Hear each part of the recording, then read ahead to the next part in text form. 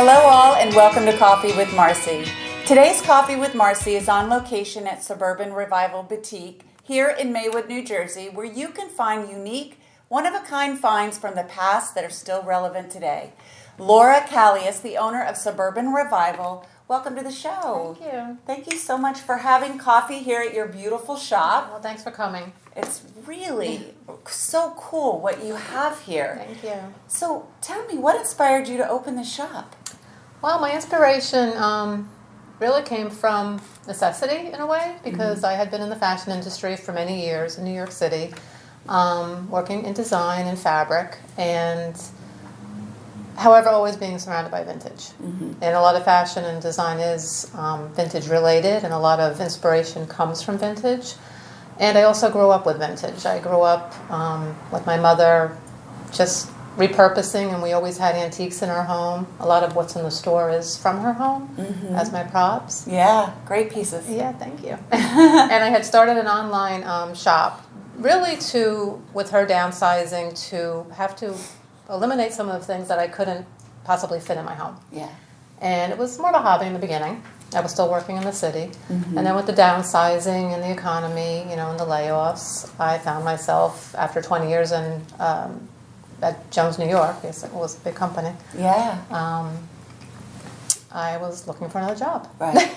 And reinventing myself. Which is pretty cool, right? Yeah, like yeah. it's neat to find a new side, maybe bring out that true passion, which that was always there. Yeah. And then what I did almost was like reinventing. I worked on fabric, and I had to reinvent fabric and make them cost effective, and that was all very challenging and creative, and I loved it. And it changed over the years. So now, I'm finding a passion in reinventing vintage and showing people how you can, wear certain items and have a unique look and make it look special, and has a history and a past and something to talk about. Yeah. So really, I had seen the shop. It was vacant for a long time, and the ambiance of it just made me feel what a great shop. So you kept driving by the shop? I walked a lot. You were walking but I live a lot. in Maywood. I live on the other side of town. Okay. And I walked a lot, and I would look at it. I'd go to the bank, and Yeah. So after so much time, and my husband and I talked about it, and at first it was like, oh, we can't do this, but when is ever the right time? Right. So That's so true. The opening was there, and we took the leap. And this was December 1st, so I've been here since December 1st. And So new. yeah, That very is new. great. And I still have my online presence. Uh-huh. So it's a little both. I have a studio now in the back where I was doing everything out of my house. So that was crazy, because I had to set everything up and then take everything down. Right. Yes. So now I have my own little studio back there. That's great. And what's in the studio? Basically a white wall and camera Okay. lighting, so I can photograph. So you can photo things. Yeah. For Etsy.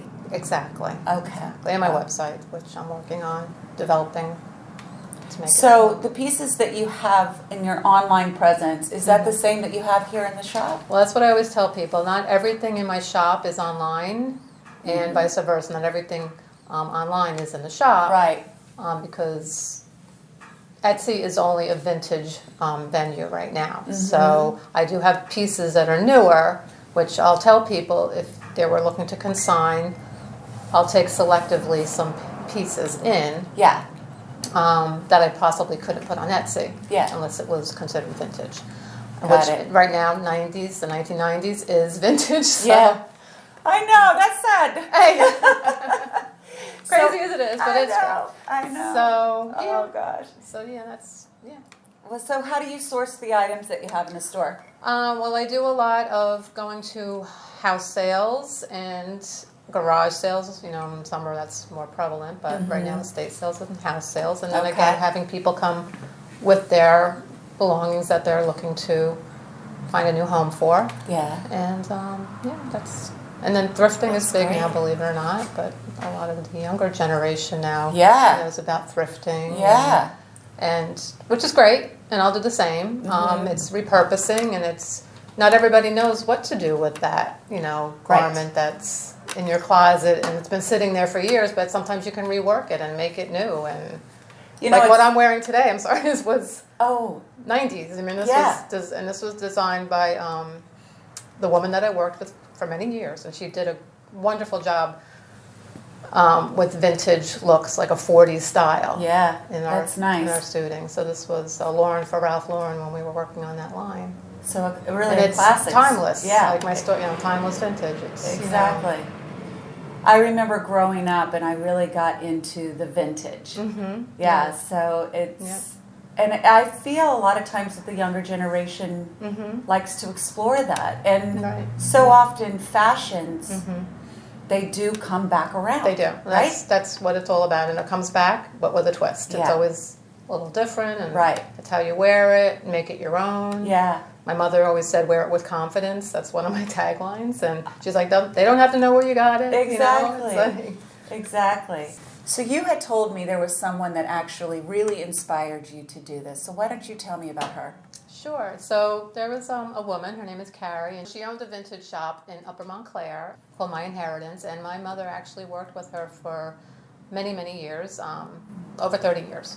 She worked with her in retail, and I would help out in between jobs, and even when I was working, I would really help her with her windows, and she was really a great mentor and an inspiration for me to think about doing this. And I just always loved her store, and I, loved the camaraderie of people coming in, and I want to make it the same. I want people to feel comfortable coming in here and enjoying the atmosphere, and I believe she was a good inspiration for me, so I hope I can walk in her shoes. That's wonderful. That's wonderful.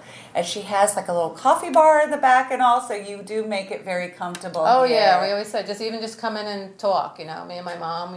My mom is here often, and we can just sit down and have a conversation. What's so cool is the nostalgia in your shop. Yes. And it's really cool to kind of walk back in time. Exactly. Yeah, Yeah, so exactly. A lot of people yeah. come in and they do just reminisce. Like, Yeah. oh, I remember this piece. Absolutely. And, One of the cool things you had shared was that earrings actually didn't start having the pierced backs until the 70s. probably around the 70s. I'm not 100%, That's- but yeah. yeah. But you'll find the clip-ons and the screw-backs. Yes. With the fur, Yeah. So Yeah. when you see a pierced earring, it's, it can still be probably in the 70s, Right. I would think, when piercing started for Yeah. real. My but- grandmother still doesn't have her ears pierced. Yeah, so. I know. My mother doesn't either. So, Yeah. so clip-ons were big, and the 80s were big because you had big earrings, and Right. Can you imagine They wearing? pull your ears off. Exactly. So, So how do you accept merchandise? How do you consider merchandise for your store? how do I accept? Well, I won't take in any fast fashion, and when I say fast fashion, I'm talking the Gap, because that really took over. And what I'm looking for are quality pieces, and working in fabric, a lot of the quality has gone downhill because of that. Yes. So natural fibers, are nice, like if it's a wool or wool blend or silks, it's hard to find true silks now. I mean, polyester does a great job imitating silk, but Yeah. when you find a silk blouse, Right. and So at an affordable price, Right. because if you buy it in the store today, it's up there. yeah, And it's unique, and it's Right. one of a kind. absolutely. A lot of one-of-a-kind pieces in your store. Yes, there Just are. even looking at some of the pieces behind here, Exactly. and the fabrics that you have, as you're talking about, and the Yes, and I look at it with my eye and what I would may possibly wear, or I Right. could see someone else wearing, and like this is probably from the Oh, how 70s. fun. And this Yeah. I believe is a Versace. gorgeous. I love it. And then we have a Moschino. Oh wow, that's a beautiful piece. Yeah. And Did you then guys see that? I love that. and then if I could How find fun is that? and then here's something from the 60s. For the young girls, I love The that. 60s style, Oh, which that's beautiful. is a silk shantung. Yeah. So, and the velvets are still here from, Well, the velvets they'll be are going away back. soon, but yeah, yeah. but they're back and they're Oh huge. yeah, velvet was big this yeah, year. Very big. really And the big. sequins. And these are true 70s. Wow, look at that. Beautiful, right? Silk Yeah. and velvet. So Yeah, it's absolutely. all what can be relevant. for today. Truly specialty pieces here, Mhm, like you were saying. Yes. Now, Oh, I was just going to say in a bag, like just even a vintage bag Yes. with your contemporary outfit. I mean, just yes, a unique piece. Right, and just looking around in the store, there's bags, there's purses, like you were saying, and jewelry, and even if you have like your current pieces on, but then you throw on a really cool jacket. Exactly. It just changes it up, and it's that specialty piece that when you walk into a room, somebody's like, "That's different." Exactly. Yeah, right? It like really speaks to people. Exactly. And yeah, like, and I have a 1940s, the little cropped jacket that they would have worn with a dress, but put it with a pair of jeans. I always say, put everything with a pair of jeans. I know, right? And it all looks works. great. Yeah. Me personally, I love jeans. I'm in jeans all the time, but it's just how you put it together. Exactly. Right. Exactly. So, prom season. So Yes. you have some really specialty pieces for prom. We do. And I'll be doing a fashion show for Hackensack High School, March 27th. Oh, that's great. Yeah. Are they all prom pieces? Are they prom dresses? They basically are doing a prom fashion show. Okay. I believe it's at the Venetian. The Which is a nice Venetian, and that's venue, March 27th. March 27th. Okay. And I'll be participating in having the girls come here, and they'll be picking out some dresses to wear. So that's kind of cool and fun. That's great. I just have to say, I went to look at the dresses, and there are some really cool pieces. I may have to get that gray slip dress. That was so cool. And I'm sorry, when was that dress from? The 90s. The 90s. And that was actually, all right. yeah. Well, no wonder I like it. Yeah. It's what's in it, the choker neck, the halter, backless. Yes. And the silver. Yeah, shine. It was really beautiful. And you also were saying that you have some dresses that you're repurposing. Correct. Yes. Right? So again, the designer that I was working with for many years, so creative, and she'll be doing some sketches on some pieces that I have that can be reworked. Right. You know, so again, taking a shift dress that has a beautiful embellishment, but then cropping it. Yeah. And making it a two-piece, which is big right now too for the prom season. That's awesome. Because it's hard, because I know that the girls really, they want something different. They want to, right? Be like they want everybody else. Special. I'll never forget my prom. I walked in, and one of my good friends had the same dress on. Oh. Like, you don't want that. Worst nightmare. Exactly. Exactly. So, you spoke a little bit about downsizing and how you can help, and if a loved one passes away, and kind of weeding through those things and helping them to detach a bit. So why don't you tell us about that? Well, yeah, I mean, I know it's very hard for people to detach, and I know I've even gone through it myself. It's, in my mother, like I said, we had so many of her, beautiful belongings that you just can't always fit it all. What are you going to do with it? So this is a place where people can bring an item or an article of clothing, whatever it may be, and know it's going to go to a new home and to somebody else that will appreciate it again. Right. And, that's what it's all about. But it's hard. I know I see people and they struggle with that. Yeah. So. It is hard. Yeah. It is hard because you don't want to get rid of it. I do, even when I had my father passed away, and he had a lot of old albums. Sure. Yeah. Right? So that was hard for me, but I found someone that I knew would appreciate them like he did. Exactly. Yeah.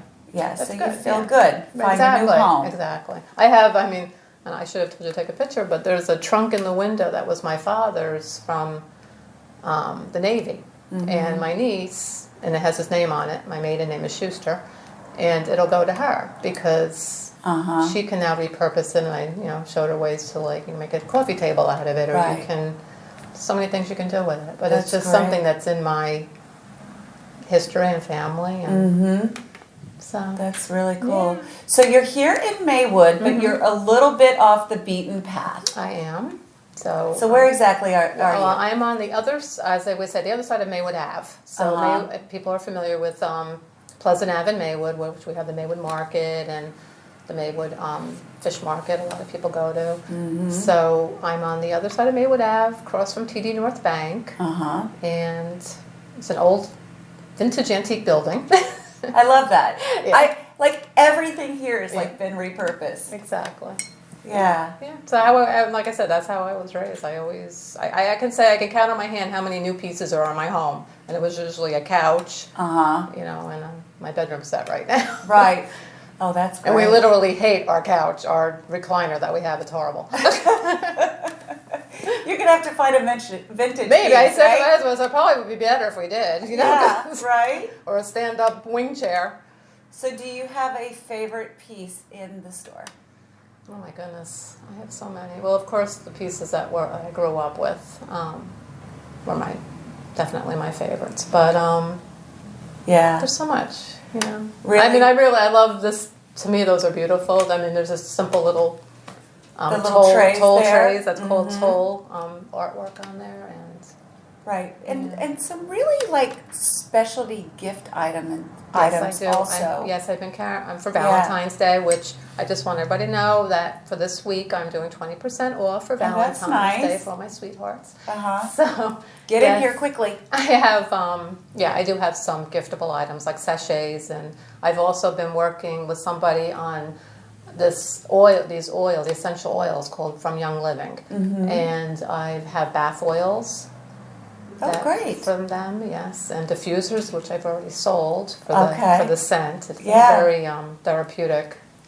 Absolutely. That's what they're saying. Mm-hmm. So, well, Laura, thank you so much for coming on the show and again allowing us to come into your very cool, awesome shop here. Oh, thank you. And again, so many amazing pieces. Mm-hmm. So if you are looking for something special, something different, you must come to Suburban Revival.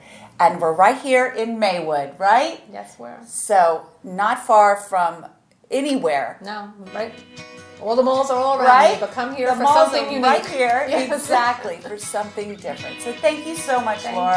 Thank you. All right, guys, have a great day, and we'll see you soon.